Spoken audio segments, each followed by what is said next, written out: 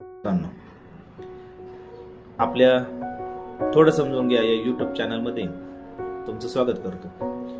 आज आपला विषय आहे ग्रामसेवक म्हणजे काय आणि ग्रामसेवकाचे काय काम असते।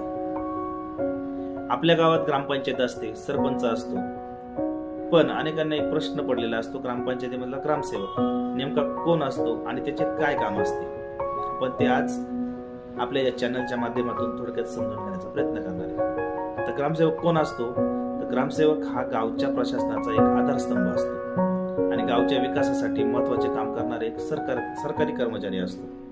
तर ग्रामसेवकाचे काय काम असते?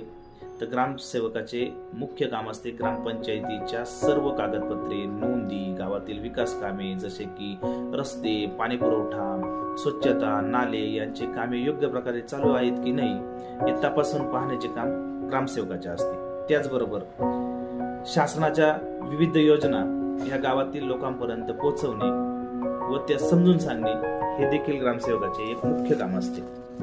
याचबरोबर ग्रामसेवकाचे काय काम असते? तर ग्रामसेवकाचे ग्रामपंचायतीच्या बैठका घेणे, त्याची इतिवृत्त लिहिणे, त्या ठरावांची अंमलबजावणी करणे, जन्म मृत्यू नोंदी, घरपट्टी, पाणीपट्टी, कर वसुली यासारख्या नोंदी ठेवण्याचे कामही ग्रामसेवकाचे असते। थोडक्यात असे की गावातील लोकांच्या समस्या सोडवणे, त्या सोडवण्यासाठी सरपंच, ग्रामपंचायतीतील सदस्य यांच्यासोबत काम करून गावच्या विकासासाठी हातभार लावणे हे ग्रामसेवकाचे मुख्य काम असते। त्यामुळे ग्रामपंचायतीतला ग्रामसेवक हा एक महत्त्वाचा घटक मानला जातो।